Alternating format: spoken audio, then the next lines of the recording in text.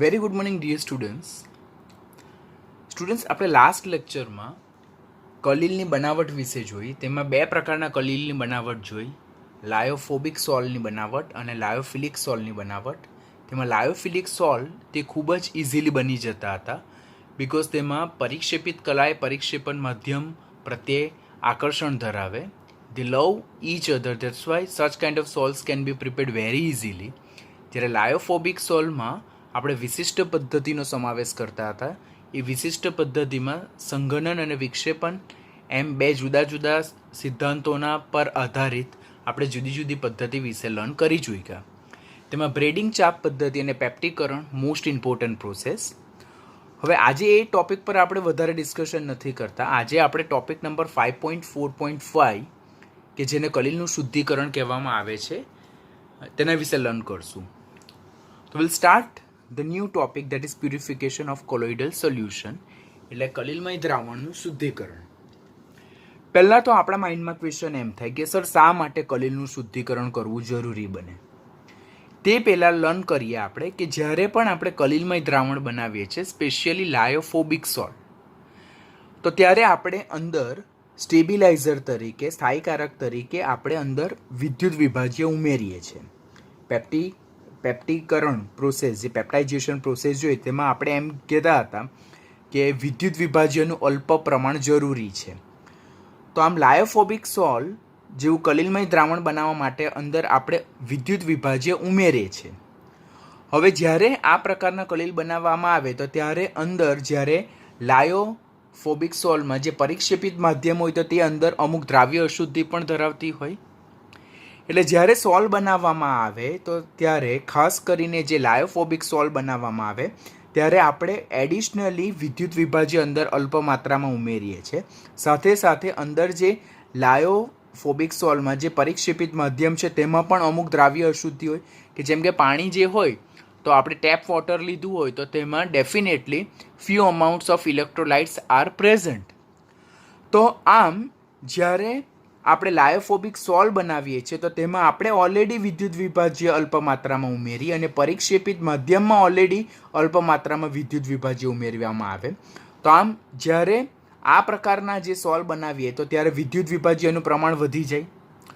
તો જો આ વિદ્યુત વિભાજ્યનું પ્રમાણ અલ્પ હોય તો તે કલીલની સ્થાયીતા માટે નેસેસરી છે. આપણે જોયેલું હતું પેપ્ટીકરણ પ્રોસેસમાં કે પેપ્ટીકરણ પ્રોસેસમાં આપણે વોટ વી લર્ન કે જ્યારે ઉમેરવામાં આવતો વિદ્યુત વિભાજ્ય અલ્પ પ્રમાણમાં હોય અને તે જે આપણે પ્રેસિપિટેટ એટલે અવક્ષેપ લેતા હતા તેની સાથે કોઈ એક આયન કોમન ધરાવતું હોય તો એ કોમન આયન જે અવક્ષેપના કણો છે તેની સપાટી પર ગેધર થઈ જતા હતા અને નજીકના પાર્ટિકલ પર સમાન વીજભારને કારણે તેમના વચ્ચે રિપલ્ઝન થતું હતું અને એને કારણે અવક્ષેપના મોટા કણો નાના નાના કણોમાં ડિસ્પર્સ થતા હતા, વિભાજિત થતા હતા અને એ કારણે આપણે કલીલ અવક્ષેપનું રૂપાંતર કલીલમાં રૂપાંતર કરતા હતા, જેને પેપ્ટીકરણ પ્રોસેસ કહેતા હતા. તો અહીંયા વિદ્યુત વિભાજ્ય આપણે કેટલી માત્રામાં ઉમેરેલું? અલ્પ માત્રામાં ઉમેરેલું હોય તો તે કલીલની સ્થાયીતા માટે જરૂરી છે. એટલે કે કલીલ કણોનું સ્કંદન થતાં, અવક્ષેપણ થતાં એમને ભેગા થઈને સમૂચન પામીને એગ્રીગેટ થઈને મોટા કણોમાં રૂપાંતર પામતા અટકાવે છે જો વિદ્યુત વિભાજ્યનું પ્રમાણ અલ્પ હોય તો. પરંતુ જો વિદ્યુત વિભાજ્ય ઉમેરવામાં આવેલો વિદ્યુત વિભાજ્ય વધારે હોય, હવે કેવી રીતે વધારે થાય? બરાબર, કેવી રીતે વધારે થાય? તો આપણે ઓલરેડી કલીલને સ્થાયી બનાવવા માટે સ્ટેબિલાઇઝર તરીકે વિદ્યુત વિભાજ્ય ઉમેરીએ છીએ. એઝ વેલ એઝ જે આપણે પરિક્ષેપિત માધ્યમ ડિસ્પર્ઝન મીડિયમ પાણી લઈએ તો તેમાં ઓલરેડી પહેલેથી કોઈક ઇલેક્ટ્રોલાઇટ હાજર હોય તો ઉમેરવામાં આવતો ઇલેક્ટ્રોલાઇટ અને ઓલરેડી હાજર ઇલેક્ટ્રોલાઇટ, તો એમ બંને જ્યારે મિક્સ થાય તો બનતા કલીલમાં વિદ્યુત વિભાજ્યનું પ્રમાણ કેવું થઈ જાય? વધી જાય. અને જ્યારે એક્સિડેન્ટલી ઓર આ રીતે અનઇન્ટેન્શનલી વિદ્યુત વિભાજ્યનું પ્રમાણ વધારે થઈ જાય તો તે કલીલનું શું કરે છે? સ્કંદન ઓર અવક્ષેપણ કરે છે, જેને કોએગ્યુલેશન ઓર પ્રેસિપિટેશન ઓફ કોલોઇડ્સ કહેવામાં આવે છે, જે પાછળથી આપણે ડિટેલમાં ટોપિક શીખવાના છે.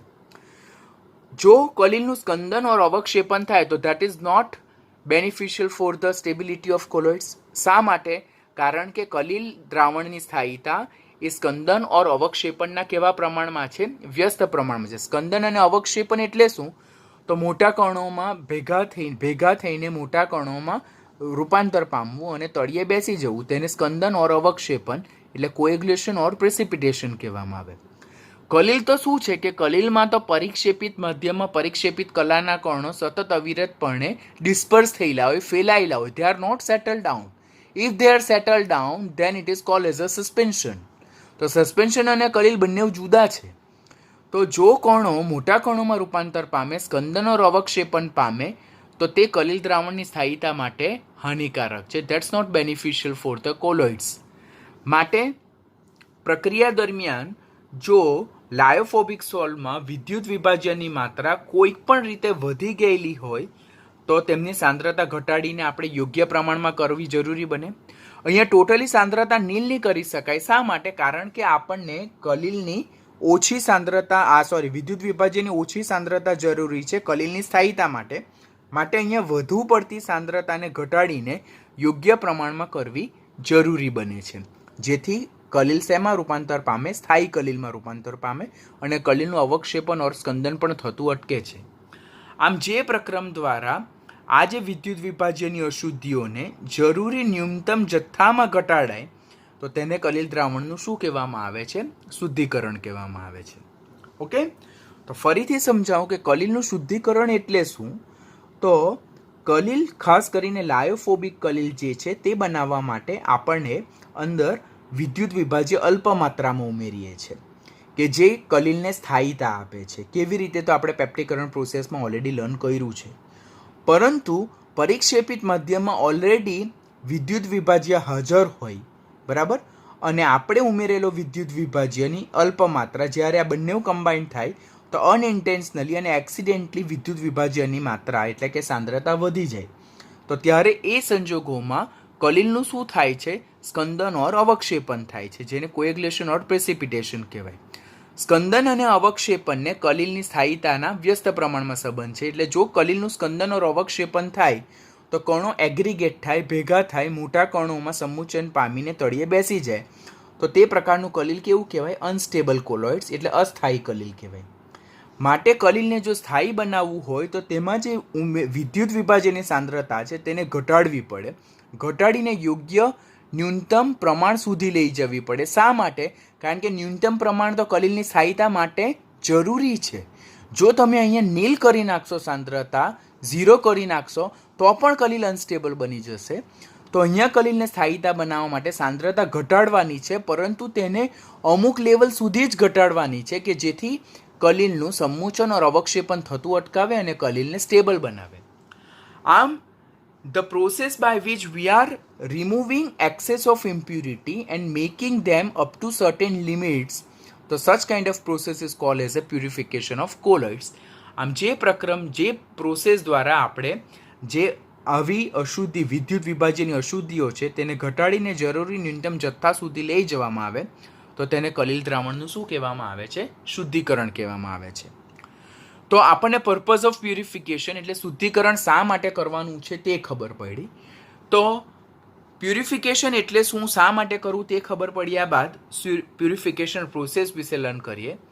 તો there are 3 kind of process which are useful in purification of colloids. આમ કલીલના શુદ્ધિકરણ માટેની મુખ્યત્વે કેટલી પદ્ધતિઓ છે? 3 પદ્ધતિઓ છે. પહેલી છે પાર સંશ્લેષણ, જેને ડાયાલિસિસ કહેવામાં આવે. બીજું એમાં જ વિદ્યુતીય પાર સંશ્લેષણ પણ આવે, જેને ઇલેક્ટ્રોડાયાલિસિસ કહેવામાં આવે. This is most important short note. Most important short note board માટે ખાસ યાદ રાખવાનું. આ ટૂંકનોંધ વારંવાર બોર્ડમાં પૂછાય છે, એટલે આ બંને ટૂંકનોંધ બોર્ડ માટે ખાસ કરવાની. બીજી પ્રોસેસ છે અલ્ટ્રા ફિલ્ટ્રેશન, જેને સૂક્ષ્મ ગાળણ કહેવાય, અને ત્રીજું છે ultra centrifugation. Ultra centrifugation process જે છે તે ટેક્સ્ટબુકમાં નથી, પરંતુ આપણે કોમ્પિટિટિવ માટે કરવાની છે, ઇઝી જ છે. તો કલીલના શુદ્ધિકરણની મુખ્યત્વે 3 પદ્ધતિ: ડાયાલિસિસ, જેમાં જ બીજો પાર્ટ ઇલેક્ટ્રોડાયાલિસિસ છે, ultra filtration and ultra centrifugation. હવે અહીંયાથી એમસીક્યુ શું જનરેટ થાય છે? નીચેનામાંથી કઈ પદ્ધતિ કલીલના શુદ્ધિકરણ માટે વપરાય છે? તો આટલી 4 પદ્ધતિમાંથી કોઈ પણ એક નામ આવશે, બરાબર. જો અહીંયા પેપ્ટીકરણ આપેલું હોય તો પેપ્ટીકરણ પ્રોસેસ દ્વારા તો કલીલની બનાવટ કરવામાં આવે છે. અહીંયા જો આપણને બ્રેડિંગ ચાપ પ્રોસેસ આપેલી હોય તો બ્રેડિંગ ચાપ પ્રોસેસ જે છે, બ્રેડિંગ ચાપ પદ્ધતિ, તે તો લાયોફોબિક સોલ્ટની બનાવટ માટે વપરાય. તો એ બંને પદ્ધતિ જો ઓપ્શનમાં આવી તો એ તો બનાવટ માટેની પદ્ધતિ છે, શુદ્ધિકરણની પદ્ધતિ નથી. તો શુદ્ધિકરણ માટેની મુખ્યત્વે આ 3 પદ્ધતિના નામ પહેલાં તો યાદ રાખવાના થાય. હવે આપણે ઇન્ડિવિજ્યુઅલ બધી ટૂંકનોંધ વિશે લર્ન કરીએ. તો process number 1A that is called as a dialysis, જેને પાર સંશ્લેષણ કહેવામાં આવે. હવે આ જે પદ્ધતિ છે તો તે શાના માટે વપરાય? તો તે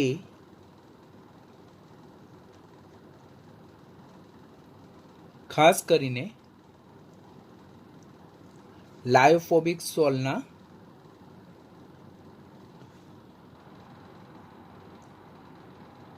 શુદ્ધિકરણ માટે વપરાતી પદ્ધતિ છે.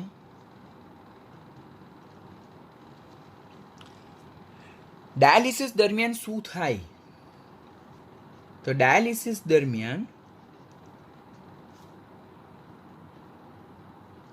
કલિલમય દ્રાવણમાંથી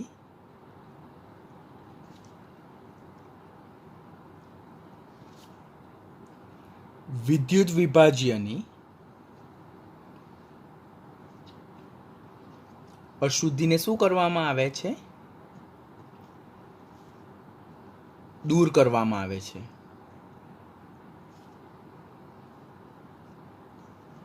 શા માટે વિદ્યુત વિભાજ્યની અશુદ્ધિને દૂર કરવામાં આવે? તો કારણ કે વિદ્યુત વિભાજ્યની અશુદ્ધિને લીધે જે કલિલમય દ્રાવણ છે તેમાં વિદ્યુત વિભાજ્યનું પ્રમાણ વધી ગયેલું હતું અને એ વિદ્યુત વિભાજ્યનું વધુ પડતું પ્રમાણ કલિલના સ્કંદન ઓર અવક્ષેપણ માટે જવાબદાર હતું, જે કલિલને અસ્થાયી બનાવતું હતું. માટે કલિલને જો સ્ટેબલ ફોર્મમાં રહેવા દેવું હોય તો કલિલમાંથી વિદ્યુત વિભાજનની આ અશુદ્ધિને દૂર કરવામાં આવવી જોઈએ. અને તેના માટે આપણે એક પદ્ધતિ વાપરીએ છીએ, તેને શું કહીએ છીએ? ડાયાલિસિસ કહીએ છીએ. હવે આ ડાયાલિસિસ માટે આપણે ખાસ તો પ્રસરણનો સિદ્ધાંત વાપરવાનો હોય, પરંતુ તે પહેલાં આપણને ખબર છે કે પાર્ચમેન્ટ પેપર ઓર આપણે કહીએ બીજા કયા પેપર? Cellophane paper. તો પાર્ચમેન્ટ પેપર અને સેલોફેન પેપર જે છે તો તેમના છિદ્રો ખૂબ જ નાના હોય.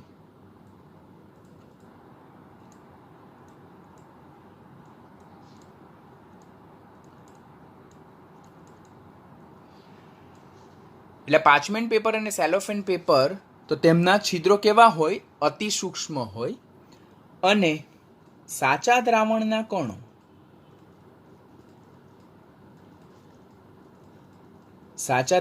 કણો આ જે પેપર છે માંથી પસાર થઈ શકે છે.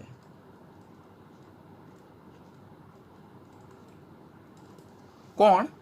સાચા દ્રાવણના કણો એ જે પાર્ચમેન્ટ પેપર કે જે ખૂબ જ નાના હોય, બરાબર, કે જે નરી આંખે જોઈ બી નહીં શકતા હોય, બરાબર, તો તે પાર્ચમેન્ટ પેપર અને સેલોફેન પેપરના છિદ્રો સૂક્ષ્મ હોવા છતાં પણ એમાંથી પસાર થઈ શકે છે. હવે આપણે વિદ્યુત વિભાજ્યની અશુદ્ધિ જે છે તો વિદ્યુત વિભાજ્યની અશુદ્ધિ તે પણ સૂક્ષ્મ કણો જોઈ. એટલે વિદ્યુત વિભાજ્યની અશુદ્ધિ કે જે પણ સૂક્ષ્મ કણો સ્વરૂપે હોય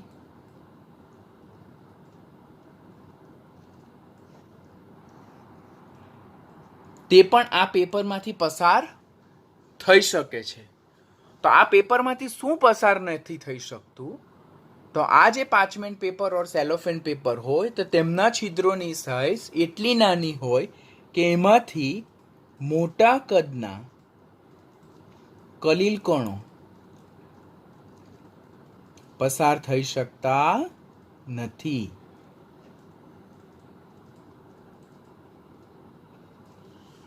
તો આ જે પ્રોપર્ટી છે તો એ પ્રોપર્ટીના આધારે આપણે કલિલ કણોને જે વિદ્યુત વિભાજનની અશુદ્ધિ છે તેમાંથી દૂર કરી શકીએ છીએ. Getting what I am saying કે ડાયાલિસિસ પદ્ધતિ એ લાયોફોબિક સોલ્ટના શુદ્ધિકરણ માટેની વપરાતી પદ્ધતિ છે. આ દરમિયાન કલિલમય દ્રાવણમાંથી વિદ્યુત વિભાજનની અશુદ્ધિને દૂર કરવામાં આવે જેથી કલિલને સ્થાયી સ્વરૂપમાં કન્વર્ટ કરી શકાય. આ દરમિયાન પાર્ચમેન્ટ પેપર અને સેલોફેન પેપરનો ઉપયોગ થાય કે જેના છિદ્રો અતિ સૂક્ષ્મ હોય. સાચા દ્રાવણના કણો આ પેપરમાંથી પસાર થઈ શકે because they are very they are very small in size. એવી જ રીતે વિદ્યુત વિભાજનની અશુદ્ધિ જે પણ સૂક્ષ્મ કણો ઓર આયન સ્વરૂપે હોય, સૂક્ષ્મ કણો ઓર આયન સ્વરૂપે હોય, તે પણ આ પાર્ચમેન્ટ પેપરમાંથી પસાર થઈ શકે છે. જ્યારે મોટા કદના કલીલ કણો જે છે, કલીલ વિચ આર મેક્રોમોલેક્યુલ્સ, તો એ મોટા કદના કલીલ કણો એ આ પાર્ચમેન્ટ પેપર ઓર સેલોફેન પેપરમાંથી પસાર થઈ શકતા નથી. આમ પ્રસરણના સિદ્ધાંતને આધારે, ડિફ્યુઝનના પ્રિન્સિપલને આધારે આપણે કલીલને વિદ્યુત વિભાજનની અશુદ્ધિમાંથી દૂર કરી શકીએ છીએ. તો ક્વેશ્ચન આપણને બીજો પૂછાય કે ડાયાલિસિસ કયા સિદ્ધાંત પર કાર્ય કરે? તો ડાયાલિસિસ એ પ્રસરણના સિદ્ધાંત પર કાર્ય કરે છે.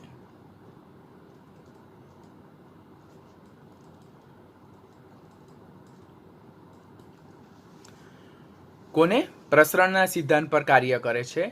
અને આના માટે આપણે જે સાધનનો ઉપયોગ કરીએ છીએ તો તે સાધનને આપણે શું કહીએ છીએ? ડાયાલાઇઝર. શું કહીએ છીએ? ડાયાલાઇઝર.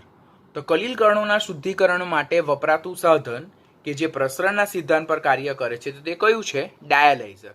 હવે ડાયાલાઇઝરનું આપણે મિકેનિઝમ શીખીએ. તો સૌ પ્રથમ આપણે શું કરવાનું? આ પદ્ધતિમાં વર્કિંગ મિકેનિઝમ જોઈએ તો આપણે પાર્ચમેન્ટ પેપર ઓર સેલોફેન પેપરની એક કોથળી લેવાની ઓર એક બેગ બનાવવાની. સેલોફેન પેપર ઓર પાર્ચમેન્ટ પેપર લેવાનું, બરાબર, કે જે અતિ સૂક્ષ્મ છિદ્રો ધરાવે છે, જેમાંથી કલીલ કણો પસાર નથી થઈ શકતા પરંતુ વિદ્યુત વિભાજનની અશુદ્ધિ દૂર થાય છે. તો એવા સેલોફેન પેપર ઓર પાર્ચમેન્ટ પેપરની કોથળી લેવાની. આપણે હેડિંગ પણ મારતા જઈએ. પાર્ચમેન્ટ પેપર और सेलोफेन पेपरनी कोथड़ी. આ જે કોથળી જે છે તો તેના મુખ પર આપણે ગળણી મૂકવાની. ગળણી જેને શું કહેવાય? ફનેલ.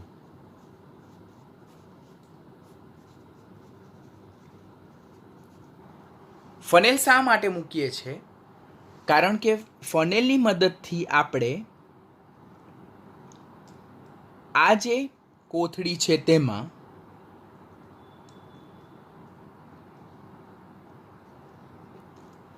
અશુદ્ધ સોલ ઉમેરીએ છીએ. અશુદ્ધ સોલ એટલે શું? કે જે કલીલ કણો પ્લસ વિદ્યુત વિભાજ્યની અશુદ્ધિ ધરાવે છે. માટે આ જે અંદરનું કન્ટેન્ટ જે છે તેને આપણે શું કહીશું?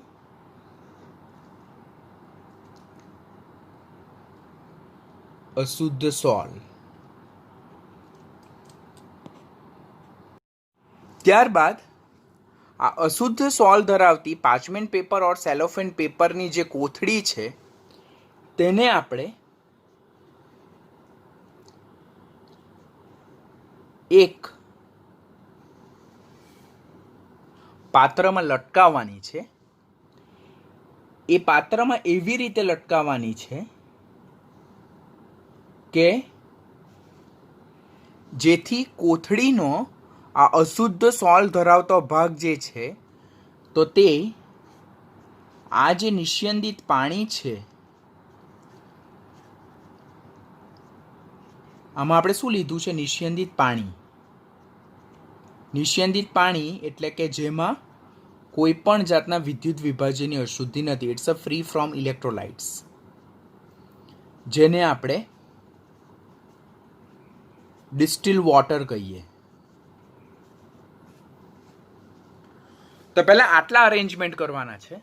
પહેલાં મેં પાર્ચમેન્ટ પેપર ઓર સેલોફેન પેપરની કોથળી બનાવી, તેના મુખ પર મેં ગળણી ઓર ફનેલ મૂકી, તેમાં મેં અશુદ્ધ સોલ ભર્યું. અશુદ્ધ સોલ કે જે કલીલ કણો પ્લસ વિદ્યુત વિભાજનની અશુદ્ધિ ધરાવે છે, જેમાંથી મારે વિદ્યુત વિભાજનની અશુદ્ધિને દૂર કરવાની છે, જ્યારે કલીલ કણોને રહેવા દેવાનું છે. ગળણીની મારફતે મેં સોલને આ કોથળીમાં ભર્યા. ત્યાર પછી આ જે કોથળી છે તેને મેં નિસ્યંદિત પાણી ધરાવતા પાત્રમાં લટકાવી છે. એવી રીતે લટકાવી છે જેથી તેનો આ જે સોલ ધરાવતો ભાગ જે છે તો તે આ નિસ્યંદિત પાણીના સતત સંપર્કમાં રહે. આવું કરવાથી શું થાય? આવું કરવાથી there is a difference in concentration, એટલે કોન્સન્ટ્રેશન ગ્રેડિયન્ટ અહીંયા ઉદ્ભવે કે અહીંયા જે અશુદ્ધ સોલ જે છે તો તે અશુદ્ધ સોલમાં જે વિદ્યુત વિભાજ્યની અશુદ્ધિ છે તેની સાંદ્રતા વધારે છે, જ્યારે અહીંયા નિસ્યંદિત પાણીમાં વિદ્યુત વિભાજ્યની સાંદ્રતા નીલ છે. આપણે ડિસ્ટિલ વોટર લીધું, નિસ્યંદિત પાણી લીધું કે જેમાં કોઈ પણ જાતના વિદ્યુત વિભાજ્ય હાજર નથી. તો અહીંયા વિદ્યુત વિભાજ્યની સાંદ્રતા વધારે શેમાં? અશુદ્ધ સોલમાં. જ્યારે નિસ્યંદિત પાણીમાં તો વિદ્યુત વિભાજ્ય નથી, માટે વિદ્યુત વિભાજ્યના કણો વધુ સાંદ્રતાથી વિદ્યુત વિભાજ્યના કણો આ વધુ સાંદ્રતાથી ઓછી સાંદ્રતા તરફ પ્રસરણ પામે. આ યલો જે મેં બ્લોક બતાવ્યા, યલો જે છે તો તે કોનું પ્રસરણ છે? પ્રસરણ દર્શાવે છે ક્યાંથી ક્યાં? વધુ સાંદ્રતાથી ઓછી સાંદ્રતા તરફ. કોનું? વિદ્યુત વિભાજ્ય અશુદ્ધિનું પ્રસરણ છે. આમ જ્યારે કોથળીને આપણે નિસ્યંદિત પાણીના કોન્ટેક્ટમાં લાવીએ તો ત્યારે અશુદ્ધ સોલમાં વિદ્યુત વિભાજ્યની સાંદ્રતા વધારે છે, જ્યારે ડિસ્ટિલ વોટરમાં વિદ્યુત વિભાજ્યની સાંદ્રતા નીલ છે. એને કારણે કોન્સન્ટ્રેશન ગ્રેડિયન્ટ, કોન્સન્ટ્રેશનનો તફાવત ઉદ્ભવે. માટે જે દ્રાવ્ય અશુદ્ધિના કણો છે, વિદ્યુત વિભાજ્યની અશુદ્ધિના કણો જે છે તો તે વધુ સાંદ્રતાથી એટલે કે અશુદ્ધ સોલમાંથી ઓછી સાંદ્રતા તરફ એટલે નિસ્યંદિત પાણી તરફ આપમેળે પ્રસરણ પામશે. એક સમય એવો આવશે કે આ જે સોલ જે છે તો તેમાંથી વિદ્યુત વિભાજ્યનું ઘણું બધું પ્રમાણ અહીંયા આવી ગયેલું હોય. હવે એક સમય એવો આવશે કે જ્યારે અહીંયા અશુદ્ધિ ઓછી થઈ ગયેલી હોય અને અહીંયા અશુદ્ધિ ઘણી વધી ગયેલી હોય, તો there may be chances of back diffusion. Back diffusion એટલે અહીંયા વિદ્યુત વિભાજ્યની જો સાંદ્રતા વધી જાય ને અહીંયા ઓછી થઈ જાય તો એ લોકો નિસ્યંદિત પાણીથી કલીલ સોલ તરફ પણ પ્રયાણ કરી શકે, જેને બેક ડિફ્યુઝન એટલે કે રિવર્સ ડિફ્યુઝન ઓર રિવર્સ પ્રસરણ કહેવામાં આવે. તે થતું અટકાવવું હોય તો આ જે આપણી કોથળી છે તેને આપણે સતત કન્ટિન્યુઅસ પ્રમાણ નિસ્યંદિત પાણીના કોન્ટેક્ટમાં લાવવાનું. અને એ આપણે કેવી રીતે કરી શકીએ? તો અહીંયાથી આપણે એક ઇનલેટ આપવાનો. અહીંયાથી આપણે ડિસ્ટિલ વોટર ઇનલેટ આપવાનું. ડિસ્ટિલ વોટર ઇનલેટ આપવાનું એટલે અહીંયાથી સતત ડિસ્ટિલ વોટર ઉમેરાતું જાય અને અહીંયાથી સતત અશુદ્ધિ યુક્ત પાણી દૂર થતું રહે. ગેટિંગ? હું શું કહેવા માંગુ છું કે જો અહીંયા એક સમય એવો આવે કે જ્યારે અહીંયા ડિસ્ટિલ વોટરમાં અશુદ્ધિની સાંદ્રતા વધી જાય અને શુદ્ધ સોલમાં અશુદ્ધિની સાંદ્રતા ઘટી જાય, તો there may be chances of back diffusion. અને બેક ડિફ્યુઝન દ્વારા અહીંયા નિસ્યંદિત પાણીમાં આવેલી અશુદ્ધિ ફરીથી અશુદ્ધ સોલ તરફ પ્રસરણ પામી શકે છે. એ થતું અટકાવવા માટે જે આ કોથળી છે તો તે સતત પ્યોર ફ્રેશ ડિસ્ટિલ વોટરના કોન્ટેક્ટમાં આવવું જોઈએ. એના માટે આપણે આ પાત્રમાં એવી અરેન્જમેન્ટ કરવાની કે જેમાંથી એક બાજુથી ડિસ્ટિલ વોટર કન્ટિન્યુઅસલી અંદર ઇનલેટ થતો હોય અને એક બાજુથી અશુદ્ધિયુક્ત પાણી સતત દૂર થતું રહે. માટે આ કોથળીના સંપર્કમાં આવતું પાણી હંમેશા અવિરતપણે ફ્રેશ ને ફ્રેશ હોય. માટે કોન્સન્ટ્રેશનનો તફાવત ઉદ્ભવતો જ રહે અને વધુને વધુ વિદ્યુત વિભાજ્યની અશુદ્ધિને આપણે આ પદ્ધતિથી દૂર કરી શકીએ. આ પ્રકારની જે પદ્ધતિ છે તેને સાયફન પદ્ધતિ કહેવાય, કે જેમાંથી એક બાજુથી ડિસ્ટિલ વોટરને ઇનલેટ આપવામાં આવે અને એક બાજુથી જે ઇમ્પ્યુરિટીવાળું જે વોટર છે તેને આપણે આઉટલેટ આપવામાં આવે. તે પ્રકારની પદ્ધતિને આપણે સાયફન પદ્ધતિ કહીએ. તો આ રીતે આપણે કલીલમય કણોને અશુદ્ધિમાંથી ફ્રી કરી શકે. એટલે એક સમયે આ જે પાર્ચમેન્ટ પેપરવાળી જે કોથળી છે તેમાંથી અશુદ્ધિ નહીં રહેશે, ફક્ત ને ફક્ત શું રહેશે મોટા કદના કલીલ કણો. હવે આપણને એમ થાય કે સર કલીલ કણોની બી તો અહીંયા સાંદ્રતાનો તફાવત છે, અહીંયા કલીલ કણો નથી, અહીંયા છે. બટ કલીલ કણો કદમાં મોટા હોવાને કારણે આ જે પાર્ચમેન્ટ પેપર જે છે, ગ્રીન કલરના પાર્ચમેન્ટ પેપરની બેગ, તો તેના છિદ્રોમાંથી પસાર થઈ શકતા નથી. માટે after certain period of time, અમુક સમયને અંતે આ જે પાર્ચમેન્ટ પેપરની કોથળી જે છે તેમાં કલીલ કણો ભેગા થઈ જશે અને અમુક સમય અંતર પછી એ જે શુદ્ધ કલીલ જે છે, જે પરિક્ષેપિત કલાના કણો છે, તેમાં પરિક્ષેપિત માધ્યમ ઉમેરીને આપણે ફરીથી ફ્રેશ સોલ્ટને મેળવી શકીએ છીએ. આ રીતે આપણે કલીલ કણોમાંથી જે વિદ્યુત વિભાજનની દ્રાવ્ય અશુદ્ધિ કે જે કલીલના સ્કંદન ઓર અવક્ષેપણ માટે જવાબદાર છે તેને દૂર કરી શકીએ છીએ. Very important for MCQ point of view as well as for board subjective point of view. બોર્ડમાં 2 માર્ક 3 માર્કમાં આ ટૂંકનોંધ ખૂબ ઇમ્પોર્ટન્ટ છે. તો જો બોર્ડ પોઈન્ટ ઓફ વ્યૂ આપણે વિચારીએ તો 3 માર્કમાં 4 માર્કમાં આ ટૂંકનોંધ પૂછાય કે કલીલના શુદ્ધિકરણ માટેની ડાયાલિસિસ પદ્ધતિ ઓર પાર સંશ્લેષણ પદ્ધતિ પર ટૂંકનોંધ લખો. તો પહેલો પોઈન્ટ લખવાનું કે આ પ્રકારની પદ્ધતિ લાયોફોબિક સોલ્ટના શુદ્ધિકરણ માટે વપરાય. આ પદ્ધતિમાં કલીલ કણોને વિદ્યુત વિભાજનની અશુદ્ધિમાંથી અલગ કરવામાં આવે છે. આ પદ્ધતિમાં પ્રાણી જ પડદો જેમ કે એનિમલ મેમ્બ્રેન ઓર એનિમલ બ્લેડર ઓર પાર્ચમેન્ટ પેપર ઓર સેલોફેન શીટનો ઉપયોગ થાય છે. કલીલ કણો કે જે મોટા કદના કણો છે તો તે ઉપરોક્ત પડદામાંથી પસાર થઈ શકતા નથી because they are having very small size of Porsche. એમના છિદ્રો નાના હોય છે. જ્યારે વિદ્યુત વિભાજ્ય અશુદ્ધિઓ કે જે કણો, આયનો, નાના અણુ ઓર સાચા દ્રાવણમાંના આયનો સ્વરૂપ હોય જે કદમાં ઘણા નાના હોય તો તે ઉપરોક્ત પડદામાંથી પસાર થઈ શકે છે. આમ આ પદ્ધતિમાં વિદ્યુત વિભાજ્યની અશુદ્ધિ ધરાવતું કલીલમય દ્રાવણનું પ્રાણીજ પડદા, પાર્ચમેન્ટ પેપર ઓર સેલોફેન શીટમાંથી કયા સિદ્ધાંતને આધારે તો પ્રસરણ એટલે કે ડિફ્યુઝનને આધારે અલગીકરણ કરવામાં આવે છે. અને આ માટે વપરાતા સાધનને શું કહેવામાં આવે છે? ડાયલાઇઝર ઓર પાર સંશ્લેષક કહેવામાં આવે છે, જેની આકૃતિ આપણે ઓલરેડી જોઈ અને આપણે ટેક્સ્ટબુકમાં આપેલી છે તે આકૃતિ પણ દોરી શકાય, પણ આ આકૃતિ દોરો તો વધારે આપણે યોગ્ય ગણાશે. આપણે જે પ્રમાણે ફિગર આઉટ કર્યું તે પ્રમાણે કે સેલોફેન પેપર ઓર પાર્ચમેન્ટ પેપરની કોથળી એટલે કે બેગ બનાવવામાં આવે છે, જેના મુખ પર ગળણી મૂકવામાં આવે છે, ગળણી જેને ફનેલ કહેવામાં આવે. ફનેલ મારફતે અશુદ્ધ સોલ્ટને બેગમાં ભરવામાં આવે છે. અશુદ્ધ સોલ્ટ ધરાવતી કોથળીને ડિસ્ટિલ વોટર ધરાવતા પાત્રમાં લટકાવવામાં આવે છે. લટકાવવાનું છે, ડૂબાડવાનું નથી. આમ કરવાથી શું થશે કે અશુદ્ધ સોલ્ટ કે જે વિદ્યુત વિભાજ્યની અશુદ્ધિ ધરાવે છે તો તે અશુદ્ધ સોલ્ટમાંથી વિદ્યુત વિભાજ્યની અશુદ્ધિ પાર્ચમેન્ટ પેપર ઓર સેલોફેન પેપરના નાના છિદ્રમાંથી પસાર થઈને નિસ્યંદિત પાણીમાં જશે. બરાબર. શા માટે પસાર એ એવું કરશે કે અશુદ્ધ સોલ્ટમાંથી પાણી તરફ પ્રસરણ પામે? કારણ કે પ્રસરણના સિદ્ધાંત અનુસાર વધુ સાંદ્રતા ધરાવતા દ્રાવણમાંથી ઓછી સાંદ્રતા ધરાવતા દ્રાવણ તરફ કણોનું પ્રયાણ થાય, સ્થળાંતર થાય.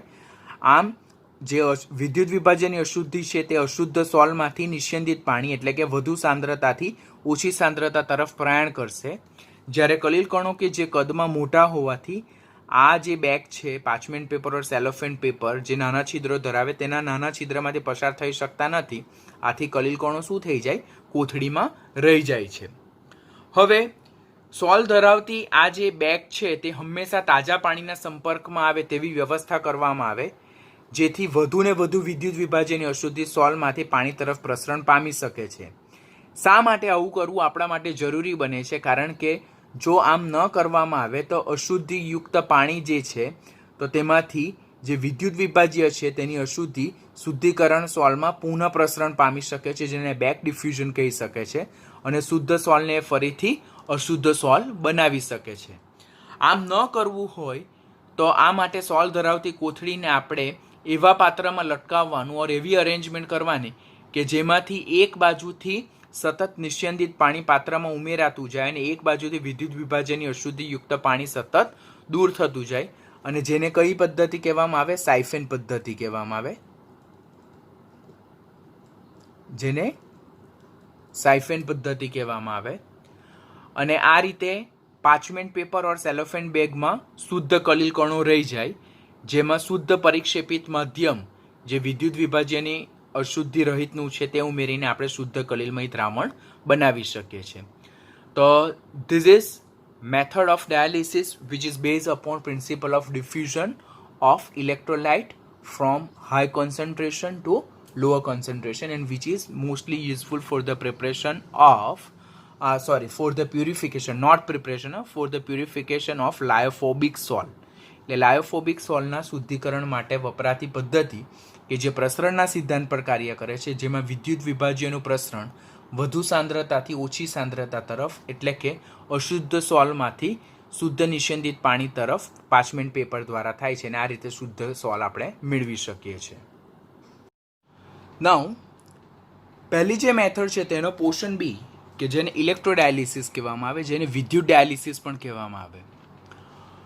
જ્યારે પણ બોર્ડની એક્ઝામમાં બે કોન્ટ્રાવર્શિયલ ક્વેશ્ચન પૂછાય, જો ડાયાલિસિસ વિશે પૂછાય તો અત્યાર સુધી જે આપણે લર્ન કર્યું તેટલું કરવાનું, તેટલું લખવાનું, અને ઇલેક્ટ્રોડાયાલિસિસ પૂછાય તો અત્યાર સુધીનું જેટલું લર્ન કર્યું તે તો લખવાનું જ, પણ એની સાથે સાથે અહીંયા જે આપણે નવું એક્સ્ટ્રા લર્ન કરવાના છે તે પણ લખવાની જરૂરિયાત છે. સામાન્ય ડાયાલિસિસ પ્રોસેસ જે છે તો તે સ્લો ઇન સ્પીડ, એટલે કે જે ધીમી પ્રોસેસ છે. કેવી પ્રોસેસ છે? ધીમી પ્રોસેસ છે. અને આ ડાયાલિસિસની પદ્ધતિને જો ઝડપી બનાવવી હોય તો તે જે સામાન્ય ડાયાલાઇઝર મશીન છે તેમાં આપણે વિદ્યુત ધ્રુવો ડૂબાડીને વિદ્યુત ક્ષેત્ર એપ્લાય કરવાનું, તો ડાયાલિસિસ પ્રોસેસને આપણે કેવી બનાવી શકીએ? ઝડપી બનાવી શકીએ. અને એ વધુ ઝડપી બનાવવા માટે આપણે જે પદ્ધતિનો ઉપયોગ કરીએ, વિદ્યુત ધ્રુવો ડૂબાડીને વિદ્યુત ક્ષેત્ર પરિપથ પૂર્ણ કરીને, તો તેને વિદ્યુત ડાયાલિસિસ કહેવાય. હવે એક વખત કોમ્પિટિટિવની એક્ઝામમાં ટ્રુ અને ફોલ્સમાં આને લગતો ક્વેશ્ચન પૂછાયેલો હતો કે વિદ્યુત ડાયાલિસિસ કરતાં સામાન્ય ડાયાલિસિસ પદ્ધતિ એ વધારે ઝડપી છે. તો વિધાન સાચું કે ખોટું? તો તે સાચું વિધાન છે. વિદ્યુત ડાયાલિસિસ પ્રોસેસ એ સામાન્ય ડાયાલિસિસ પદ્ધતિ કરતાં કેવી છે? વધુ ઝડપી છે. તો તે આપણે યાદ રાખવાનું. આ પદ્ધતિમાં પણ સામાન્ય ડાયાલિસિસમાં જેટલી વસ્તુ કરવામાં આવે તેટલી બધી જ વસ્તુ છે. જો અહીંયા સેલોફેન પેપર ઓર પાર્ચમેન્ટ પેપરની કોથળી છે, ત્યાર પછી અંદર અશુદ્ધ સોલ ઉમેરેલું છે, અશુદ્ધ સોલ જે કલિલ અને વિદ્યુત વિભાજ્યની અશુદ્ધિ ધરાવે છે.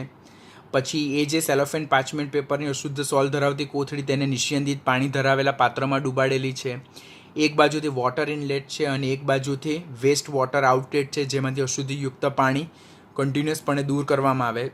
એટલે આ જે સોલ છે તેને હંમેશા તાજું નિષેધિત પાણી મળતું રહે, જેથી વધુને વધુ અશુદ્ધિ આમાંથી આ નિષેધિત પાણી તરફ પ્રસરણ પામી શકે છે. અને આ રીતે સોલને આપણે અશુદ્ધિ રહિત કરી શકીએ છીએ. પરંતુ આમાં કંઈક આપણે એડિશનલ એડ કર્યું, તો ધેટ ઇઝ 2 ઇલેક્ટ્રોડ, કે બે વિદ્યુત ધ્રુવો, કે જેમાં એક વિદ્યુત ધ્રુવ જે બેટરીના ધન છેડા સાથે જોડાયેલું જેને એનોડ કહેવાય, ને એક વિદ્યુત ધ્રુવ જે બેટરીના ઋણ છેડા સાથે જોડાયેલું હોય તેને કેથોડ કહેવામાં આવે. તો તેને જ આ જે આખું જે એસેમ્બલી જે છે ડાયાલાઇઝર છે તેની સાથે અટેચ કરેલું છે. હવે આમ કરવા માટે આ જે આપણે આ વિદ્યુત ધ્રુવો ડૂબાડ્યો છે તો તેનો પર્પઝ શું છે? તો સામાન્ય અત્યારે જ આપણે લર્ન કર્યું કે સામાન્ય ડાયાલિસિસ પ્રોસેસ જે છે તો that is slow in speed. તો પ્રોસેસને જો ઝડપી બનાવવી હોય તો આપણે ઇલેક્ટ્રોડાયાલિસિસ કરવું પડે. અને ઇલેક્ટ્રોડાયાલિસિસમાં શું કરવાનું હોય કે ડાયાલાઇઝર મશીન જે છે તો તેમાં આપણે વિદ્યુત ધ્રુવો ડૂબાડવાના હોય. જ્યારે આપણે વિદ્યુત પરિપથ પૂર્ણ કરીએ અને વિદ્યુત પ્રવાહ પસાર કરીએ તો તેવું જેવું અહીંયાથી આ જે વિદ્યુત વિભાજ્યની અશુદ્ધિ બહાર આવે, વિદ્યુત વિભાજ્યની અશુદ્ધિ બહાર આવે, તો એ અશુદ્ધિ જે છે તો તે પોતાના વીજભારથી વિરુદ્ધ વીજભાર તરફ પ્રયાણ કરે ફટાફટ, બિકોઝ વિદ્યુત ક્ષેત્ર ઓલરેડી એપ્લાય છે. એટલે અહીંયાથી જો Na+ છૂટા પડે તો એ Na+ ઋણ વીજભારિત કેથોડ તરફ જાય. આમાંથી જો Cl- છૂટા પડે તો એ Cl- જે છે તો ધન વીજભારિત એનોડ તરફ જાય.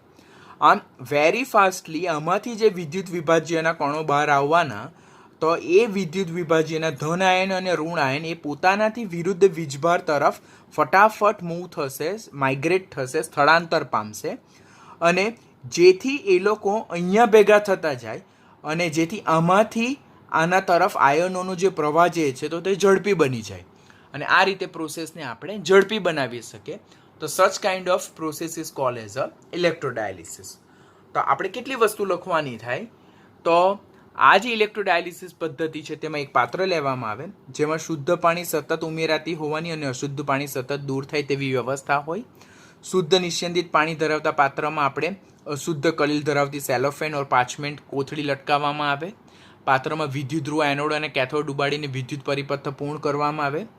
જેવી ડાયાલિસિસ પદ્ધતિ શરૂ થાય છે અને વિદ્યુત પ્રવાહ પસાર કરવામાં આવે તેમ તેમ અશુદ્ધિ કલિલમાંથી, એટલે જે બેગ જે છે તો તે અશુદ્ધ કલિલમાંથી નિસ્યંદિત પાણી તરફ અશુદ્ધિ પ્રયાણ કરશે અને નિસ્યંદિત પાણીમાં ડૂબાડેલા વિદ્યુત ધ્રુવો તરફ સ્થળાંતર પામે. પોતા વિદ્યુત વિભાજ્યના જે કણો જે છે તો તે પોતાના વીજભારથી વિરુદ્ધ વીજભાર તરફ ધરાવતા વિદ્યુત ધ્રુવો તરફ પ્રયાણ કરે, કે ધન આયન એ ઋણ વીજભારિત કેથોડ તરફ અને ઋણ આયન એ ધન વીજભારિત એનોડ તરફ પ્રયાણ કરે છે. આમ કોથળીમાંથી જે સેલોફેન ઓર પાર્ચમેન્ટ પેપરની બેગ જે છે તેમાંથી નિસ્યંદિત પાણી તરફ અશુદ્ધિના પ્રસરણના દર એટલે ડાયાલિસિસ પ્રક્રિયાના દરને આપણે ઝડપી બનાવી શકીએ છીએ. જે પ્રોસેસને શું કહેવામાં આવે છે? ઇલેક્ટ્રોડાયાલિસિસ કહેવામાં આવે છે. તો આ પોઈન્ટ આપણે યાદ રાખવાનો. હવે આ જે ડાયાલિસિસ છે તે પ્રોસેસ પર બીજું પણ એક સિદ્ધાંત ખાસ કાર્ય કરે કે જે આપણા રૂટીન લાઈફમાં હોસ્પિટલમાં ખાસ ઉપયોગી છે. That is called as a blood purification process by dialysis method. આ ટોપિક પણ જે છે તો તે નીટ માટે છે, આપણી ટેક્સ્ટબુકમાં ઇન્ક્લુડ નથી, પરંતુ ઘણી વખત ગુજસેટની એક્ઝામમાં એના બેઝ પર ક્વેશ્ચન પૂછાય છે. તો ગુજસેટ અને નીટ માટે આપણે આ પોઈન્ટ યાદ રાખવાનું. શોર્ટ નોટ વાઇઝ આપણે નહીં યાદ રાખીએ તો ચાલે. Blood purification method by dialysis method, એટલે કે પાર સંશ્લેષણ ડાયાલિસિસ પદ્ધતિ દ્વારા રુધિરનું શુદ્ધિકરણ, જેને કિડની ડાયાલિસિસ પણ કહેવામાં આવે. જ્યારે કોઈ વ્યક્તિના શરીરમાં કિડની પ્રોપર કાર્ય ન કરતી હોય, એટલે કે કિડની કાં કાર્ય કરતી સ્ટોપ થઈ ગયેલું હોય ઓર એની જે વર્કિંગ એફિશિયન્સી છે તે ઘણી ઓછી થઈ ગયેલી ડ્યુ ટુ સર્ટેન ડિઝીઝ, તો ત્યારે તેના શરીરમાં રહેલા જે રુધિર છે તેનું પ્યુરિફિકેશન કરવા માટે આપણે કિડની ડાયાલાઇઝર મશીનનો ઉપયોગ કરીએ, અને જેનું ફિગર નીચે મુજબ છે. આ પદ્ધતિમાં આપણી પાસે એક પાત્ર છે જેમાં આપણે વોશિંગ સોલ્યુશન ફિલ કરેલું છે. આ વોશિંગ સોલ્યુશનમાં આપણે રેડ કલરની જે સેલોફેન ટ્યુબિંગ છે તે ડીપ કરેલી છે. આ સેલોફેન ટ્યુબિંગમાં આપણે પર્સનના જે બ્લડ ફ્રોમ આર્ટરી છે તે અંદર એન્ટર કરીએ છીએ.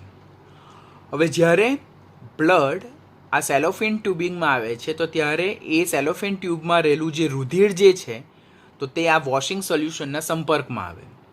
એટલે આ જે અશુદ્ધ લોહી કે જે એક્સેસ ઓફ આયન અને વેસ્ટ પ્રોડક્ટ ધરાવતું હોય તો તે સાંદ્રતાના તફાવતને આધારે તો એ રુધિરમાંથી વોશિંગ સોલ્યુશન તરફ પ્રયાણ કરતું જાય, અને જેમ જેમ જેમ અહીંયાથી રુધિર પસાર થતું જાય તેમ તેમ અહીંયા રુધિર શુદ્ધ થતું જાય, અને પછી એ જે શુદ્ધ બ્લડ જે છે તો તે પાછું વેઇનમાં દાખલ કરવામાં આવે. એટલે આ રીતે પર્સનના શરીરમાં રહેલું જે રુધિર જે છે તેને આપણે શુદ્ધ કરી શકીએ છીએ. તો ક્વેશ્ચન અહીંયાથી આ બધી ફિગર આઉટ કે કેવી રીતે કરવામાં આવે એવું ક્વેશ્ચન આપણને કોમ્પિટિટિવમાં નથી પૂછાતું. આપણે એટલું જ પૂછાય કે કિડની જે બ્લડ પ્યુરિફિકેશન જે છે તો તે નીચેનામાંથી કયા પ્રિન્સિપલ પર કાર્ય કરે, તો તે ડાયાલિસિસ, અને ડાયાલિસિસમાં કયો સિદ્ધાંત છે તો તે પ્રસરણનો વધુ સાંદ્રતાથી ઓછી સાંદ્રતા તરફ અશુદ્ધિનું પ્રસરણ બાય સેલોફેન ટ્યુબિંગ. હવે આ જે રુધિર છે તો તેમાં હિમોગ્લોબિન જેવા કણો પણ હોય કે જે કદમાં મોટા હોય, કલીલ કણો જે છે તો તે આ સેલોફેન ટ્યુબિંગના છિદ્રોમાંથી પસાર થઈ શકતા નથી. એટલે જે અસેન્શિયલ બ્લડ કમ્પોનન્ટ જે છે તે તો આ બ્લડમાં ને બ્લડમાં જ રહેવાનું છે. ખાલી વિદ્યુત વિભાજ્યની અશુદ્ધિ અને વેસ્ટ પ્રોડક્ટ કે જે સ્મોલ સાઇઝના છે અને સેલોફેન ટ્યુબિંગમાંથી પસાર થઈ શકે છે તો તે જ આ સેલોફેન ટ્યુબિંગમાંથી વોશિંગ સોલ્યુશનમાં આવશે. અને આ રીતે જે પર્સનનું કિડની પ્રોપર કાર્ય નહીં કરતી હોય તેના શરીરમાં રહેલા રુધિરને આપણે પ્યુરિફાઈ કરી શકીએ છીએ. તો આમ આ પદ્ધતિથી અશુદ્ધ રુધિરમાં રહેલા નાના નાના વિદ્યુત જે વધુ માત્રામાં કણો જે છે અને વેસ્ટ પ્રોડક્ટ જે છે તો તે ડાયાલિસિસ મેમ્બ્રેન ટ્યુબિંગમાંથી પસાર થઈ જાય છે. જ્યારે હિમોગ્લોબિન જેવા કલીલમય કદના જે કણો જે છે જે કદમાં મોટા છે તો તે આ છિદ્રમાંથી પસાર થઈ શકતા નથી અને તે શુદ્ધ રુધિરમાં જ રહે છે, અને આ રીતે અશુદ્ધિઓને રુધિરમાંથી દૂર કરવામાં આવે છે. તો તે પ્રોસેસને આપણે કિડની ડાયાલિસિસ કહીએ છીએ. હવે શુદ્ધિકરણની બીજી પદ્ધતિ જેને અલ્ટ્રાફિલ્ટ્રેશન ઓર સૂક્ષ્મ ગાળણ કહેવામાં આવે. આપણે જ્યારે કલીલ ટોપિક સ્ટાર્ટ કરેલો ત્યારે આપણે જોયેલું કે કલીલ કણો જે છે તો તે પાર્ચમેન્ટ પેપરમાંથી ઓર સેલોફેન પેપરમાંથી પસાર થઈ શકતા નથી, પરંતુ સામાન્ય ફિલ્ટર પેપરમાંથી પસાર થઈ શકે અને અલ્ટ્રા ફિલ્ટર પેપરમાંથી પસાર ન થઈ શકે એવું આપણે કલીલ પછી સસ્પેન્શન જેને નિલંબન આલંબન અને ટ્રુ સોલ્યુશન એટલે સાચા દ્રાવણના તફાવતમાં જોઈ લો. તો આમ કલીલ કણો કદમાં એટલા મોટા છે કે જે પાર્ચમેન્ટ પેપર અને સેલોફેન પેપરમાંથી પસાર થઈ શકતા નથી, પરંતુ એ સામાન્ય ફિલ્ટર પેપર કે જેના છિદ્રો મોટા હોવાથી એમાંથી મોટા કદના કલીલ કણો સરળતાથી પસાર થઈ શકે છે અને સાચા દ્રાવણો તો પસાર થાય જ છે. આમ જો કલીલ કણોને જો વિદ્યુત વિભાજ્યની અશુદ્ધિમાંથી જો આપણે દૂર કરવા હોય અને આપણે સામાન્ય ફિલ્ટર પેપરનો ઉપયોગ કરીએ તો that process is not worthing at all, કારણ કે એ જે સામાન્ય ફિલ્ટર પેપર છે તેમાંથી વિદ્યુત વિભાજ્યની અશુદ્ધિ પણ પસાર થઈ જાય અને કલીલ કણો પણ પસાર થઈ જાય. તો આપણે જે પર્પઝ જે શુદ્ધિકરણના હેતુ માટે જે પ્યુરિફિકેશનના પર્પઝ માટે આપણે ફિલ્ટર પેપરનો ઉપયોગ કરીએ તો તે આપણો સેટિસ્ફાઈ થતો નથી. આમ કલીલના શુદ્ધિકરણ માટે આપણે સામાન્ય ફિલ્ટર પેપરનો ઉપયોગ કરી શકતા નથી, કારણ કે એમાંથી વિદ્યુત વિભાજ્યની અશુદ્ધિ સહિત કલીલ કણો પર પસાર થઈ શકે છે.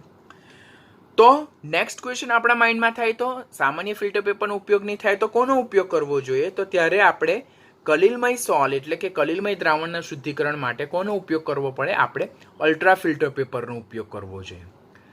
અલ્ટ્રા ફિલ્ટર પેપર એટલે શું? તો અલ્ટ્રા ફિલ્ટર પેપર એ સામાન્ય ફિલ્ટર પેપરમાંથી જ બનાવવામાં આવે. કેવી રીતે તો હું લેટર ઓન તમને પ્રોસેસ એક્સપ્લેન કરું છું, પરંતુ આ અલ્ટ્રા ફિલ્ટર પેપરના જે છિદ્રો હોય તો એ એટલા સૂક્ષ્મ હોય કે જે મોટા કદના કલીલ કણોને પસાર થવા દેતા નથી.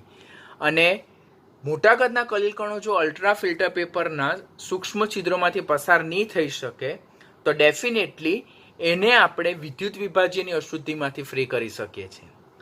આમ અલ્ટ્રા ફિલ્ટર પેપરમાંથી મોટા કદના કલીલ કણો એટલે કે પરિક્ષેપિત કલાના કણો પસાર થઈ શકતા નથી, પરંતુ પરિક્ષેપિત માધ્યમ એટલે કે પાણી સહિત જે દ્રાવ્ય વિદ્યુત વિભાજ્યની જે અશુદ્ધિ છે તેના નાના કણો ઇઝીલી પસાર થઈ શકે. આમ કલીલમય કણોને દ્રાવ્ય વિદ્યુત વિભાજ્યની અશુદ્ધિમાંથી મુક્ત કરી શકાય. કયા પેપરનો ઉપયોગ કરીને? અલ્ટ્રા ફિલ્ટર પેપરનો ઉપયોગ કરીને.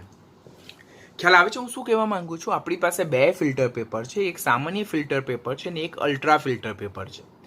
સામાન્ય ફિલ્ટર પેપરના જે છિદ્રો છે તે કદમાં એટલા મોટા છે કે એમાંથી કલીલ કણો પણ પસાર થઈ શકે અને વિદ્યુત વિભાજ્યની જે દ્રાવ્ય અશુદ્ધિ છે જે વેરી સ્મોલ પાર્ટિકલ્સ છે તે પણ પસાર થઈ શકે. તો એને આપણે પ્યુરિફિકેશન પર્પઝ એટલે શુદ્ધિકરણ માટે ઉપયોગમાં લઈ શકીએ નહીં. પરંતુ સેકન્ડ ફિલ્ટર પેપર જેને આપણે અલ્ટ્રા ફિલ્ટર પેપર કહેવાય, જે આપણે સામાન્ય ફિલ્ટર પેપરમાંથી જ મેળ બનાવીએ છીએ. કેવી રીતે તે અત્યારે આપણે જોઈશું. તો અલ્ટ્રા ફિલ્ટર પેપરના છિદ્રો નાની સાઇઝના છે સામાન્ય ફિલ્ટર પેપર કરતાં, અને એ નાની સાઇઝના છિદ્રોમાંથી મોટી સાઇઝના કલીલ કણો પસાર નહીં થઈ શકે, પરંતુ વિદ્યુત વિભાજ્યની અશુદ્ધિ ઇઝીલી પસાર થઈ શકે છે. આમ વિદ્યુત વિભાજ્યની અશુદ્ધિને જો કલીલ કણોમાંથી આપણે દૂર કરવી હોય તો આપણે સામાન્ય ફિલ્ટર પેપરનો ઉપયોગ ન કરતા કોનો ઉપયોગ કરવાનો થાય? અલ્ટ્રા ફિલ્ટર પેપરનો ઉપયોગ કરવાનો થાય. અલ્ટ્રા ફિલ્ટર પેપર કેવી રીતે બનાવી શકાય કે જે આપણને કોમ્પિટિટિવની એક્ઝામમાં ક્વેશ્ચન પૂછાઈ શકે, બોર્ડમાં બી પૂછાઈ શકે આ ટોપિકમાંથી, કે સામાન્ય ફિલ્ટર પેપરને આપણે જે કોલોઇડિયન સોલ્યુશન છે, કોલોડિયન એટલે જ શું? કોલોઇડ્સ એટલે કલીલ. તો કોલોઇડિયન સોલ્યુશન એટલે કલીલમય દ્રાવણમાં સંસેચિત કરવાનું એટલે ડૂબાડી રાખવાનું, ને એ રીતે આપણે અલ્ટ્રા ફિલ્ટર પેપર બનાવી શકીએ. આમ કરવાથી શું થાય? તો સામાન્ય ફિલ્ટર પેપરના જે છિદ્રો છે તે નાના કદના સામાન્ય ફિલ્ટર પેપરના જે મોટા છિદ્રો જે છે મોટી સાઇઝના, તો તે નાના કદના બની જાય. તેમાંથી મોટા કદના કલીલ કણો પસાર થઈ શકતા નથી. તો અલ્ટ્રા ફિલ્ટર પેપર કેવી રીતે બને? તો સામાન્ય ફિલ્ટર પેપર એટલે કે સાદું ફિલ્ટર પેપર લેવું, એને કોલોઇડિયન સોલ્યુશન એટલે કે કલીલમય દ્રાવણમાં ડૂબાડવાનું અને થોડો સમય મૂકી રાખવાનું. એમ કરવાથી જે છિદ્રો સામાન્ય ફિલ્ટર પેપરના છિદ્રો જે મોટી સાઇઝના છે તેના પર કલીલ કણો જે છે, પરિક્ષેપિત કલાના કણો જે છે, તો તે એના પર ચોંટી જાય અને એને કારણે જે મોટી સાઇઝના છિદ્રો જે સામાન્ય ફિલ્ટર પેપરના છે તે નાની સાઇઝમાં કન્વર્ટ થઈ જાય અને એમાંથી મોટી સાઇઝના કલીલ કણો પસાર થઈ શકતા નથી. તો એને અલ્ટ્રા ફિલ્ટર પેપર કહેવાય. સામાન્ય કોલોઇડિયન સોલ્યુશન સામાન્ય રીતે શું હોય કે તે 4% નાઇટ્રોસોલ્યુલોઝનું આલ્કોહોલ ઇથરમાં બનાવેલું મિશ્રણ હોય છે. આપણે આ કોમ્પિટિટિવ માટે ક્વેશ્ચન યાદ રાખવાનો. This is important for your competitive exam. કે કોલોડિયન સોલ્યુશન એ કેવી રીતે બનાવવામાં આવે. તો કોલોડિયન સોલ્યુશન એ કેવી રીતે બનાવવામાં આવે તો 4% નાઇટ્રોસેલ્યુલોઝનું આલ્કોહોલ અને ઈથરનું મિશ્રણ, ઓર્ગેનિક સોલ્વન્ટ આલ્કોહોલ અને ઈથરનું મિશ્રણમાં બનાવેલું જે દ્રાવણ છે તેને કોલોડિયન સોલ્યુશન કહેવાય. એટલે 4% નાઇટ્રોસેલ્યુલોઝ તેને આલ્કોહોલ અને ઈથરના મિશ્રણમાં ડિઝોલ્વ કરવાનું અને એ રીતે જે દ્રાવણ મળે તેને કોલોડિયન સોલ્યુશન એટલે કે કોલોડિયન દ્રાવણ કહેવામાં આવે. સામાન્ય ફિલ્ટર પેપરને આપણે કોલોડિયન દ્રાવણમાં ડૂબાડવાનું ઓર જિલેટિન દ્રાવણમાં ડૂબાડી રાખવાનું ને થોડા સમય બાદ એને ફોર્માલ્ડિહાઇડના દ્રાવણમાં મૂકી રાખવાનું અને ફોર્માલ્ડિહાઇડના દ્રાવણમાં મૂકી રાખવાથી એ જે ફિલ્ટર પેપર છે તે કેવા બની જાય, સખત બની જાય. સખત બનીને એમને શું કરવામાં આવે, ડ્રાય કરવામાં આવે એટલે કે સૂકવવામાં આવે છે. તો અહીંયાથી ક્વેશ્ચન શું પૂછાય, કોલોડિયન સોલ્યુશન કેવી રીતે બને તો 4% નાઇટ્રોસેલ્યુલોઝનું આલ્કોહોલ અને ઈથરમાં બનાવેલું મિશ્રણમાં જે છે તેમાં બનાવેલું દ્રાવણ તેને કોલોડિયન સોલ્યુશન કહેવાય. અને અલ્ટ્રા ફિલ્ટર પેપરને હાર્ડ કોની મદદથી કરી શકાય તો ફોર્માલ્ડિહાઇડના દ્રાવણમાં આપણે ડૂબાડી રાખીએ તો જે આપણા સામાન્ય ફિલ્ટર પેપર છે તેને આપણે અલ્ટ્રા ફિલ્ટર પેપરમાં કન્વર્ટ કરીને હાર્ડ કરી શકીએ. એટલે બનાવવા માટે આની જરૂરિયાત પડે અને હાર્ડ બનાવવા માટે, સખત બનાવવા માટે કોની જરૂરિયાત પડે, ફોર્માલ્ડિહાઇડના દ્રાવણની જરૂરિયાત પડે જેને ફોર્મેલિન સોલ્યુશન પણ કહેવામાં આવે. બીજા કયા ફિલ્ટર મીડિયાનો આપણે યુઝ કરી શકીએ તો અનગ્લેઝ પોર્સેલિન અને ફાઇનલી સિન્ટેડ ગ્લાસ. આપણે નામ યાદ રાખવાના, શું છે તે અત્યારે આપણે શીખવાની જરૂરિયાત નથી, ખાલી નામ યાદ રાખવાના. આનો પણ આપણે ફિલ્ટર મીડિયા તરીકે ઉપયોગ કરી શકીએ. હવે જેમ આપણે જોયું કે ડાયાલિસિસ પ્રોસેસ ધીમી છે અને એને ફાસ્ટ કરવા માટે આપણે ઇલેક્ટ્રોડાયાલિસિસ કરવું પડે, તો તેવી જ રીતે આ અલ્ટ્રા ફિલ્ટ્રેશન પ્રોસેસ છે તે પણ કેવી છે, ધીમી છે.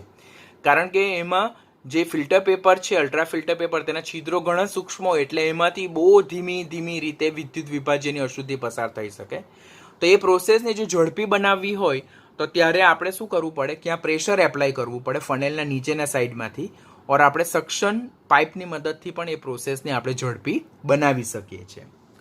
આમ કરવાથી અશુદ્ધ રહિત શુદ્ધ કલિલમય કણો અલ્ટ્રા ફિલ્ટર પેપર પર જમા થાય, ભેગા થાય, એક્યુમ્યુલેટ થાય અને તેમાં પછી આપણે તાજું પરિક્ષેપણ માધ્યમ એટલે કે દ્રાવકમાં નાખીને હલાવીએ તો આપણે શુદ્ધ કલિલને મેળવી શકીએ છીએ. આમ જ્યારે વિદ્યુત વિભાજ્ય ધરાવતા અશુદ્ધ સોલ એટલે અશુદ્ધ કલિલમય દ્રાવણને અલ્ટ્રા ફિલ્ટર પેપરમાંથી પસાર કરવામાં આવે તો અલ્ટ્રા ફિલ્ટર પેપરના નાના છિદ્રમાંથી વિદ્યુત વિભાજ્યની અશુદ્ધિ દૂર થાય, જ્યારે અલ્ટ્રા ફિલ્ટર પેપર પર શુદ્ધ કલિલમય કણો રહી જાય અને તેને ફરીથી તાજા પરિક્ષેપિત માધ્યમમાં ઓર પરિક્ષેપણ માધ્યમમાં ડિસ્પર્ઝન મીડિયમ જેને કહેવાય તેમાં નાખીને આપણે શુદ્ધ કલિલમય સોલ મેળવી શકીએ છીએ. તો અહીંયા જો સામાન્ય ફિલ્ટર પેપર અને અલ્ટ્રા ફિલ્ટર પેપરનું ડિફરન્સ તમને ખબર પડે. આ સામાન્ય ફિલ્ટર પેપર, તેના છિદ્રો જો કદમાં મોટા છે, જ્યારે અલ્ટ્રા ફિલ્ટર પેપરમાં છિદ્રો જો કદમાં નાના છે. સામાન્ય ફિલ્ટર પેપરમાંથી જ બનાવેલું છે પણ સામાન્ય ફિલ્ટર પેપરને જ્યારે કોલોઇડલ સોલ્યુશન એટલે કલિલમય દ્રાવણમાં ડૂબાડીએ તો એના છિદ્રો જો કદમાં નાના થઈ જાય. આટલા નાના છિદ્રોમાંથી ફક્ત વિદ્યુત વિભાજ્યની અશુદ્ધિ જ પસાર થઈ શકે, જ્યારે કલિલમય કણો આ જે ફિલ્ટર પેપર પર રહી જાય તો તેને અલ્ટ્રા ફિલ્ટર પેપર કહેવાય.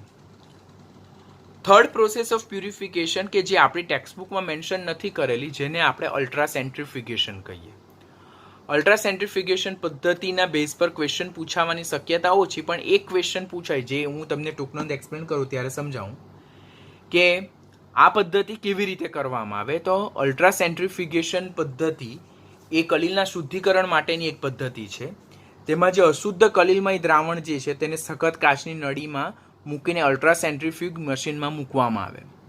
હવે અલ્ટ્રા સેન્ટ્રીફ્યુગ મશીન જેવું આપણે સ્ટાર્ટ કરશું તેવું અંદર જે કાચની નળી મૂકીએ જેમાં આપણે અશુદ્ધ કલિલમય દ્રાવણ ભરેલું છે, તો એ કાચની નળી જે છે તો તે ખૂબ ઝડપથી ગોળ ફરશે અને ખૂબ ઝડપથી ગોળ ફરવાને કારણે જે કલિલ કણો જે મોટા કદના છે અને વજનમાં ભારે છે તો તે કેન્દ્રગામી ગુરુત્વાકર્ષણ બળને કારણે એ કાચની નળી છે તેના તળિયે એકઠા થઈ જાય, જ્યારે દ્રાવ્ય અશુદ્ધિ જે વજનમાં હલકી છે તો તે ઉપરના દ્રાવણમાં ઓગળેલી રહે જેને સેન્ટ્રીફ્યુગ કહેવામાં આવે.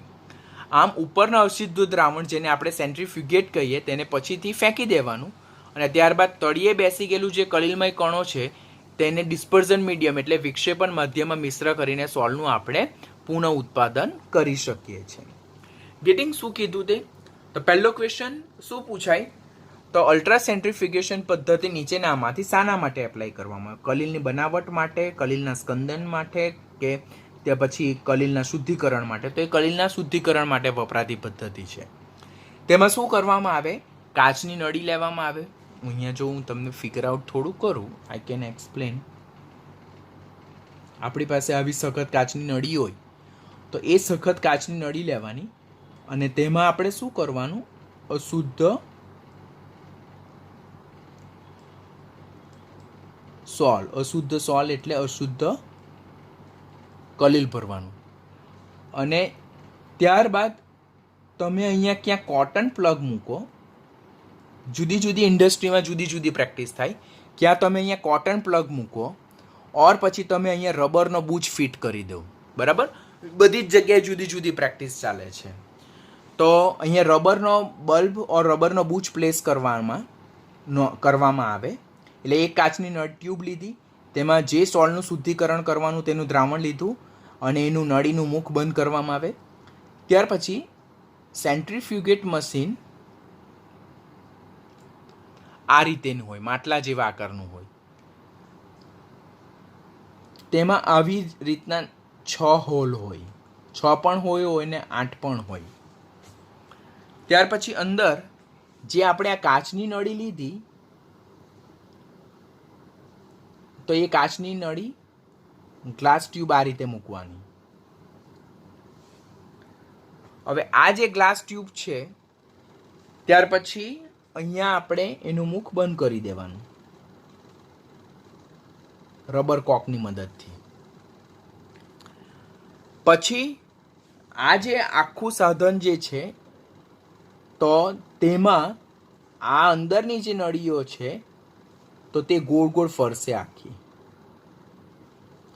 જેવું અહીંયાથી આપણે આ પ્લગ છે, પ્લગ મેં બતાવેલો છે, એને આપણે અંદર પ્લગને નાખવાનો અને જેવો આપણે વિદ્યુત પ્રવાહ સ્ટાર્ટ કરીએ તો અંદરની જે કાચની નળી જે છે તો તે ખૂબ જ સ્પીડમાં ફરશે. ખૂબ જ સ્પીડમાં ફરશે એને કારણે કલિલ કણો જે વજનમાં ભારે છે તો તે પાત્રના તળિયે આ રીતે બેસી જાય. મોટી સાઇઝના કલિલ કણો ગુરુત્વાકર્ષણ બળની હેઠળ પાત્રના તળિયે બેસી જાય તો એને શું આપણે કહીએ? શુદ્ધ સોલ કહીએ. શુદ્ધ સોલ. અને આ જે ઉપરનો પોર્શન જે રહી જાય, ઉપરનો પોર્શન, તો તેમાં કોણ રહી જાય? અશુદ્ધિ રહી જાય. તો ઉપરના પોર્શનમાં શું રહી ગયું? અશુદ્ધિ રહી ગઈ. પછી ઉપરનો જે પોર્શન જે છે અશુદ્ધિ યુક્ત, તો તેને આપણે દૂર કરી નાખવાનું, ફેંકી દેવાનું. અને નીચેનો જે ગ્રીન પોર્શન જે શુદ્ધ સોલ છે તેને મેળવવાનું, તેમાં પરિક્ષેપણ માધ્યમ નાખવાનું, ડિસ્પર્ઝન મીડિયમ નાખવાનું અને કલિલનું આપણે પાછું પુનઃ ઉત્પાદન કરી શકીએ છીએ. તો આ પ્રકારનું જે સાધન છે તેને શું કહેવામાં આવે છે? સેન્ટ્રીફ્યુગેટ મશીન ઓર અલ્ટ્રા સેન્ટ્રીફ્યુગેટ મશીન કહેવામાં આવે. તો એક સખત કાચની નળી લેવાનું, તેમાં અશુદ્ધ સોલ ભરવાનું, નળીનું મુખ યોગ્ય રીતે બંધ કરવાનું, તેને અલ્ટ્રા સેન્ટ્રીફ્યુગેટ મશીનમાં મૂકવાનું. અલ્ટ્રા સેન્ટ્રીફ્યુગેટ મશીનને જેવું આપણે વિદ્યુત પ્રવાહ પસાર કરીએ તેમ અંદર રહેલી કાચની નળીઓ સખત કાચની નળીઓ છે તે ખૂબ સ્પીડમાં રિવોલ્યુટ કરે, ભ્રમણ કરે, જેને કારણે ભ્રમણ થવાથી જે મોટી સાઇઝના કલિલ કણો જે છે કે જે વજનમાં ભારે છે તો તે ગુરુત્વાકર્ષણ બળની અસર હેઠળ તળિયે બેસી જાય, જ્યારે વજનમાં હલકા એવા વિદ્યુત વિભાજ્યની અશુદ્ધિ ઉપર દ્રાવણમાં રહી જાય અને ત્યારબાદ ઉપર દ્રાવણની અશુદ્ધિ છે તેને પીપેટની મદદથી આપણે સક્શન દ્વારા દૂર કરવાનું અને નીચે જે શુદ્ધ કલિલ રહી ગયેલું હોય તેને આપણે કલેક્ટ કરવાનું અને તેમાં શુદ્ધ પરિક્ષેપણ માધ્યમ નાખીને શુદ્ધ કલિલ મેળવી શકાય. તો આમ 3 પદ્ધતિ, ડાયાલિસિસ, ઇલેક્ટ્રોડાયાલિસિસ, ત્યાર પછી અલ્ટ્રા ફિલ્ટ્રેશન અને અલ્ટ્રા સેન્ટ્રીફ્યુગેશન, આમ 3 પદ્ધતિથી આપણે કલિલનું શુદ્ધિકરણ કરી શકીએ છીએ. અલ્ટ્રા સેન્ટ્રીફ્યુગેશન જે પદ્ધતિ છે તો તે આપણી ટેક્સ્ટબુકમાં આપેલી નથી, એટલે જસ્ટ તમારે નીટ પોઈન્ટ ઓફ વ્યૂ જ કરવાનું, બીજું નહીં કરશો તો ચાલશે. અને કિડની ડાયાલિસિસ જે છે તો એ પણ આપણી ટેક્સ્ટબુકમાં નથી આપેલું, એ પણ ખાલી નીટ પર્પઝ માટે કરવાનું. તો એ ટૂંકનોંધ તમે આખી નહીં પ્રિપેર કરો તો ચાલશે, પરંતુ આપણું ડાયાલિસિસ, ઇલેક્ટ્રોડાયાલિસિસ અને અલ્ટ્રાફિલ્ટ્રેશન. અલ્ટ્રાફિલ્ટ્રેશન પર ટૂંકનોંધ પૂછાવાના ચાન્સીસ ઓછા, પરંતુ ડાયાલિસિસ અને ઇલેક્ટ્રોડાયાલિસિસ પર ટૂંકનોંધ પૂછાવાની શક્યતા ખરી. ખાસ મોસ્ટ ઇમ્પોર્ટન્ટ ટૂંકનોંધ, એટલે એ બે તો ખાસ કરવાની, પણ સાથે સાથે અલ્ટ્રાફિલ્ટ્રેશન પણ યાદ રાખવાનું. અલ્ટ્રાફિલ્ટર પેપર કેવી રીતે બને તે નીટ માટે MCQ માટેનો ઇમ્પોર્ટન્ટ ક્વેશ્ચન.